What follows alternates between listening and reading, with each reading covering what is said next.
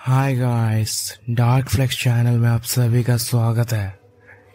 आज की इस वीडियो में हम देखने वाले हैं दुनिया के टॉप 7 सीरियल किलर्स के बारे में। ये ऐसे सीरियल किलर्स थे जिनकी कहानियां सुन के आपके रोंगटे खड़े हो जाएंगे।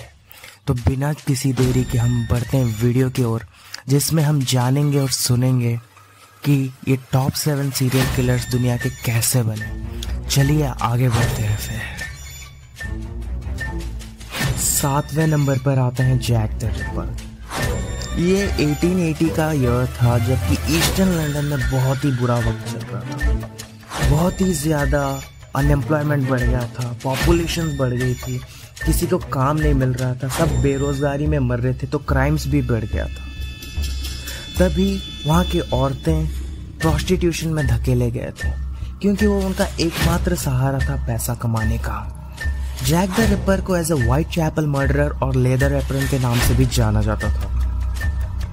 वो किसी का भी मर्डर करता था, मेनली वो प्रोस्टिट्यूट्स महिलाओं का ही टारगेट करता था। उनको मार के उनका इंटरनल ऑर्गन्स लेके भाग जाता था। जैक द रिपर आज तक कभी पकड़ा नहीं गया, ताकि इसीलिए वो हिस्ट्री का मोस्ट मिस्टीरियस सीरियल किलर्स माना जाता है। वो मर्डर ऐसा करता था, मर्डर करने के बाद वो महिलाओं का बॉडी को म्यूटिलेट कर देता था और इंटरनल ऑर्गन्स लेके भाग जाता था।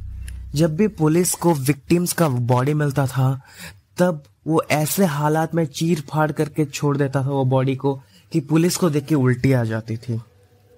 जैक द रिपर फेमस तब हुआ जब उसने एक खत लिखा पुलिस को, जिसमें उसने मेंशन किया कि मैंने एक महिला का आज मर्डर किया है, उसका एक किडनी है मेरे पास, उसको मैंने पका के खाया है और दूसरा किडनी मैं आपके पास भेज रहा हूँ।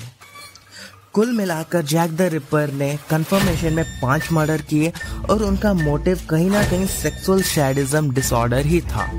लेकिन आज तक जैक द रिपर कभी भी पकड़ा नहीं गया। 6 नंबर पर आते हैं जेफरी डामर। आपने जेफरी डामर के बारे में ऑब्वियसली सुना होगा, क्योंकि नेटफ्लिक्स में एक शो एयर कर रहा है जिसका नाम है Dahmer monster the Jeffrey Dahmer story. बहुत ही ज्यादा फेमस चल रहा है।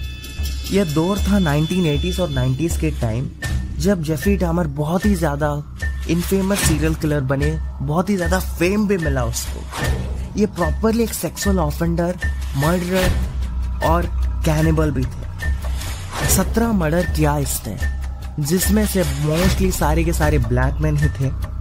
उन्होंने उनका बॉडी डिसमेंबर कर दिया, म्यूटिलेट किया, फिर उनका बॉडी पार्ट्स खाने लग गए। जब ये पकड़े गए तो बहुत सारे बॉडी पार्ट्स मिले उनके अपार्टमेंट में, जैसे कि टॉर्सो, स्कल्स और हार्ट, लिवर, ये सब जो कि वो पका के खाते थे। जब उनको पूछा गया तो उन्होंने बोला कि वो अपने विक्टिम्स के लिए अपनापन महसूस करना चाहते थे, इसीलिए वो सब as a memory, as a अपनापन महसूस करने के लिए वो अपने पास उनके बॉडी पार्ट्स रखते थे। ये जब पकड़े गए तो ये सब कुछ सीधे सीधे साफ साफ कन्फेस कर दिए। बहुत ही ज्यादा काम थे ट्रायल्स के टाइम, और बहुत ही ज्यादा कोऑपरेटिव भी थे। इन्होंने जेल में ही बैप्टिज्म लिया। उसी दिन बैप्टिज्म लिया जब जॉन वेन गेसी का एग्जीक्यूशन हुआ था, और उसी दिन सोलर एक्लिप्स भी था। और ये मारे गए इनमेट सेल द्वारा, उनके जो जेल में जो उनका और एक इनमेट था उनके द्वारा ही मारे गए। सेम उसी तरह जिस तरह उन्होंने अपना पहले विक्टिम का शिकार किया था, एक बारबल को लेके उनका सर पे मार दिया था। उसी तरह इनका एक इनमेट, जो सेल का एक इनमेट था, उसने भी बारबल लेके इनके सर पे इतना जोर से मारा कि इनकी मौत हो गई। इनकी कहानी बहुत ही ज्यादा हीनियस और डेंजरस है। अगर आप चाहते हो तो प्लीज कमेंट करना, मैं इनकी कहानी पूरा कवर करूंगा एक अलग वीडियो में। 5th हैं डॉक्टर हैरोल्ड फ्रेडरिक शिपमैन। इनको डॉक्टर डेथ के नाम से भी जाना जाता था। ये बात है east Manchester, high great Britain की, जब 1971 और 1988 में ये तो कन्विक्टेड 15 मर्डर्स के लिए थे, लेकिन अनऑफिशियली इन्होंने 200 से लेकर 260 लोगों की जानें ली है। इनका मोटिव आज तक अननोन था, लेकिन ये बचपन में ही जब अपने माँ को लंग्स कैंसर के द्वारा खो गए थे, तभी इनको डायमॉर्फिन के बारे में पता चला, जो कि डायमॉर्फिन यूज करके ही ये अपने पेशेंट्स को मारते थे। इनका रेपुटेशन बहुत ही अच्छा था पब्लिक में, लोग इनको मानते थे, लोग इनको आदर करते थे। लेकिन इनके मोस्टली जो विक्टिम होते थे वो ओल्डर विक्टिम्स होते थे, सीनियर सिटीजन्स होते थे। इन्होंने पूरे लाइफ में 171 वुमेन और 44 मेंस की जानें ली है। डेथ रेट इनके पास बहुत ही ज़्यादा होता था, इसलिए लोगों को शक होने लगा। लेकिन ये पकड़े तब गए जब इन्होंने एक रिच लेडी को मारा, फिर उनका जो प्रॉपर्टी था वो प्रॉपर्टी को फोर्ज करने की कोशिश किया। तभी उनकी बेटी को कहीं ना कहीं ये दाल में काला नज़र आया। फिर बहुत सारा इन्वेस्टिगेशन के बाद इनका सच सामने आया। ये कुल मिलाकर अपने लाइफ में 200 से 260 लोगों की जानें लिया है। चौथे नंबर पर आते हैं John Wayne Gacy. John Wayne Gacy ने पूरे लाइफ में अपने 33 यंग मैन, जवान लड़कों का कत्ल किया है। ये बात है शिकागो की। ये दौर था 1972 से लेकर 1978 का। जॉन वेन गेसी एक कंस्ट्रक्शन बिजनेस चलाते थे और अपने पार्ट टाइम में वो क्लाउन बन के पार्टीज ये सब है उनका पार्ट टाइम वो जॉब था। इनके सारे के सारे विक्टिम्स अगर देखें तो मेन ही थे, जवान लड़के थे।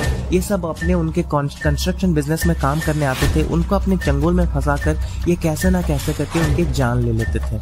उनको मैजिक ट्रिक्स दिखाते थे, हैंडकफ ट्रिक्स, मैजिक रोप ट्रिक्स, ये सब लेके उनको फंसा देते थे। फिर उनके साथ एलिगली सेक्स करके, उनके साथ उनका मिसयूज करके उनको जान से मार देते थे। ये बहुत बार अरेस्ट हुए लेकिन फिर भी कभी प्रॉपरली पकड़े नहीं गए।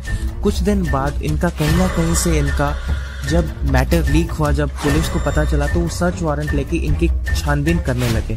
फिर बाद में पता चला कि इन्होंने अपने ही घर में ऑलमोस्ट 29 बॉडीज को लेकर डिग करके कब्र बना दिया था। उनके घर पे ऑलमोस्ट 29 बॉडीज पाए गए। क्रॉल स्पेस से लेकर गराज में सब के सब को मार के 29 बॉडीज को दफनाया गया था। ये 14 साल जेल में रहे और फाइनली 10 मई 1994 को इनके लीथल इंजेक्शन के द्वारा इनका एग्जीक्यूट किया गया। तीसरे नंबर पर आते हैं Edmund camper. Edmund camper California के थे। ये 6 फीट 9 इंचेस इनका हाइट था। ये दौर था 1970s का। ये one of the most highest IQ serial killer है। इनका IQ 145 था। इनको कोएड किलर के नाम से भी जाना जाता था। ये कुल मिलाकर 8 से 10 विक्टिम्स की हत्या किया है और इनको प्रॉपरली नेक्रोफिलिया के कारण भी जाना जाता था। ये मोस्टली पिकअप करते थे हिच हाइकर्स को जो उनको रोड्स पे मिलते थे, गर्ल्स को उनको लेकर उनको मार देते थे, फिर उनके बॉडी के साथ सेक्स करते थे।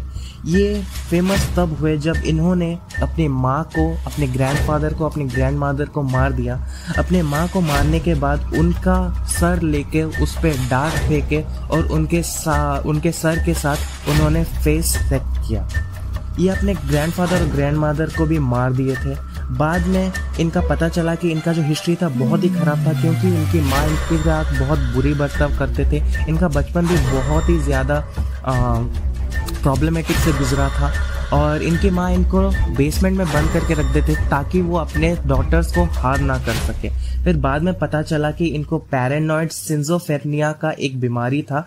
लेकिन ये जब इन्होंने अपनी माँ को मार डाला उसके बाद इन्होंने एक फ़ोन बूथ पे गए और फ़ोन बूथ में जाके सबका सब उन्होंने पुलिस को कन्फेस कर दिया और ये पकड़े गए। ये अभी तक लाइफ इम्प्रिजनमेंट में, अभी तक जेल में अपनी सज़ा काट रहे हैं। लिस्ट के दूसरे नंबर पर आते हैं टेड बंडी, थियोडर रॉबर्ट बंडी। ये तो कन्फेस किए 30 मर्डर के बारे में, लेकिन जब इनको पूछा गया कि क्या आपने 36 मर्डर किया है तो हंसते हुए कहें कि उसके साथ और एक डिजिट ऐड कर दो, क्या पता ये 136 हो या 360 भी हो सकता है। यह दौर था 1970s और 80s के। वेस्टर्न यूएस वाशिंगटन और कोलोराडो एरिया में बहुत ही ज़्यादा मर्डर होने लगा था। इसका टारगेट मेनली कॉलेज की यंग लड़कियां थी और ये उनको मर्डर करता था, उनको सेक्सुअली अब्यूज़ करता था, फिर उनको डेड बॉडीज़ के साथ नेक्रोफिलिया मतलब डेड बॉडीज़ के साथ भी सेक्स करता था और ये हाईली कैनिबल भी था। उनके बॉडी पार्ट्स को इकट्ठा रखता था और उसको खाता भी था। ये एक्चुअली एक लॉ और साइकोलॉजी स्टूडेंट था, इसीलिए वो अपना खुद ही लड़ा। जब ये पकड़ा गया तो वो अपना केस पूरा वो खुद ही लड़ा। ये सब खत्म होने के बाद इसका जो केस था वो पब्लिकली मीडिया ट्रायल्स भी हुआ था। सब लोग इसके बारे में वाकिफ थे, सब ये देख रहे थे। एट द एंड 24 जनवरी 1989 को इलेक्ट्रिक चेयर द्वारा इनका एग्जीक्यूशन हो गया। नंबर 1 पर आता है Pedro Lopez. Pedro Lopez Colombia का एक सीरियल किलर था। ये अपने जिंदगी में 110 से लेकर 300 से ज्यादा लोगों का हत्या किया है। ये प्रॉपर पेडोफाइल था। इसका मतलब इनको 18 साल से छोटे लड़कियों के साथ सेक्सुअली असॉल्ट करना, उनको मर्डर करने का इसके सर पे खून सवार था। ये बहुत ही ज्यादा खूंखार था। अगर इसको आप देखोगे तो आपको पता ही नहीं चलेगा कि ये इंसान ऐसे दिखने वाला कोई ऐसा कर सकता है। इसका मेंटल स्टेट प्रूव हुआ, उसके वजह से इसको बहुत बार फ्री इसको छोड़ा गया। ये गुड बिहेवियर के कारण भी इसको छोड़ दिए, लेकिन इसमें कोई सेंस नहीं बनता था। आप ये सुनकर शॉक हो जाओगे कि ये आज भी जिंदा है और ये अभी भी खुलेआम घूम रहा है और इसका लोकेशन अभी तक लापता है। सो गाइस ये है दुनिया के टॉप 7 डेडलीस्ट सीरियल किलर्स। आपको ये वीडियो कैसा लगा कमेंट करके आप प्लीज जरूर बताना। फीडबैक भी दीजिए आप, जिससे मैं भी सीख सकूं कि क्या सही कर सकता हूं और क्या गलत हो रहा है, ताकि आप लोगों का मनोरंजन हो और आप लोग को इन्फॉर्मेटिव वीडियो सही से पहुंचे। तो मेरा एक रिक्वेस्ट है, अच्छा लगा तो प्लीज वीडियो को लाइक कर दीजिए, मोटिवेशन मिलता है। कमेंट कीजिए और वीडियो को, चैनल को सब्सक्राइब कर दीजिए और ये वीडियो शेयर कीजिए ताकि लोगों तक ऐसे खूंखार लोगों के बारे में जानकारी पहुंचे